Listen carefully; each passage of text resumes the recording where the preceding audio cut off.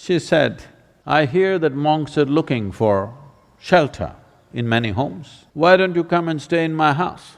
Gautama said, "If she's inviting you with so much affection, you must go stay there." Then people saw, "See, he's gone." Gautama, the Buddha, with a large group of his disciples who was continuously traveling, made a rule that during the monsoon season, those 2.5 months, you can stay in the same place. The rule for the sannyasis or the monks who were with him is you should never stay in any place for more than 2 days. Normally, the monks were sheltered in many homes, so this rule he passed, more than 2 nights you don't stay in one house because it will be too much of a burden for the host.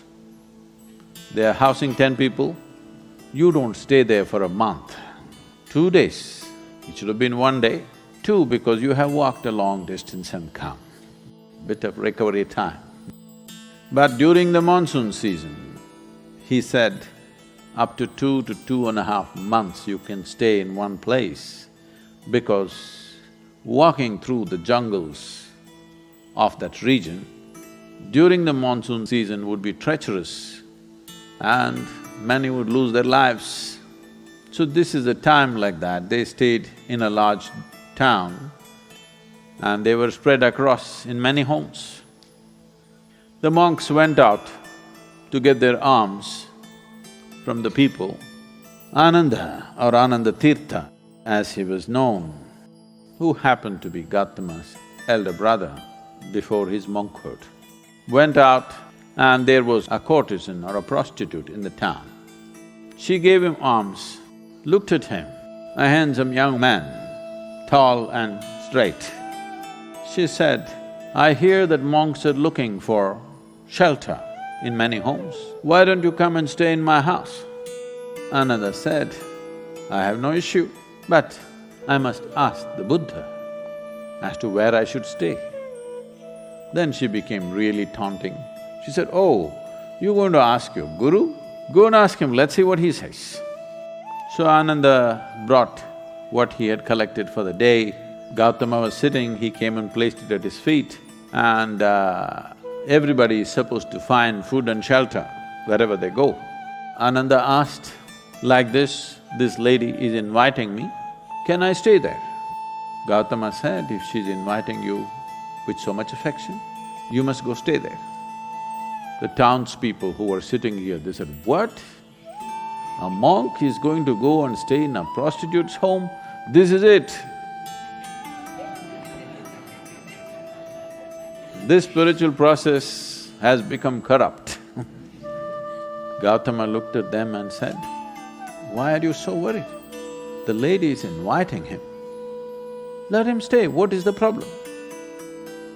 They all started getting up and started shouting.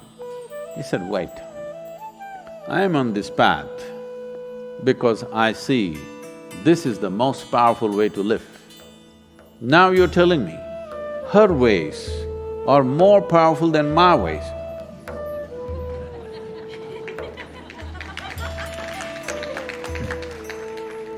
If that is the truth, I will also go and join her. I am here because I see this is the most precious and powerful way to exist. If you think her ways are better than mine, I should also go and join. Because if you're a true seeker, that's how it should be. If you found something much higher, you go for that." Then people shouted and many of them, of course, leave. Then Ananda went and stayed with her. Monsoon time, because of rains it gets cold, monk is wearing a thin habit. So she gave him a nice silk wrap. He covered himself.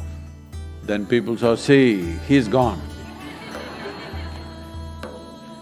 She made nice cooking and gave it to him, he ate.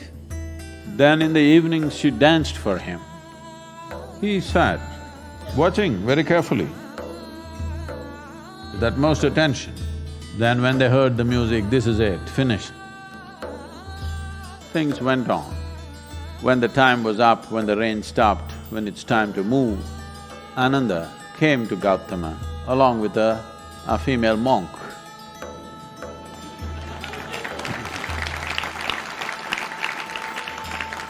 So, the power of being on the path of truth has been there, but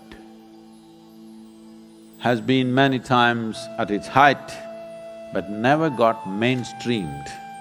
I see that today, because of our ability to communicate, because of the tools of technology, the natural longing, the innate longing in a human being to find truth, this is not a thought thing.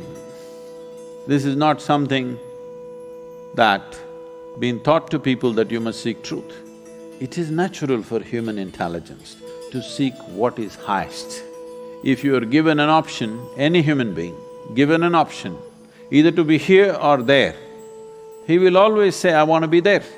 Right now he may be caught up here, but aspiration is to go to whatever is the highest.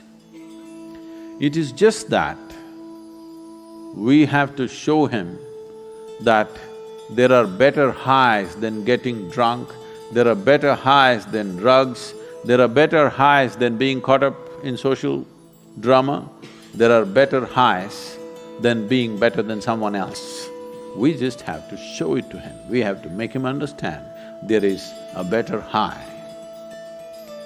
Forever, many sages, saints, yogis, gurus have been doing this, but as I said, they were gentle people. They didn't have a voice like me.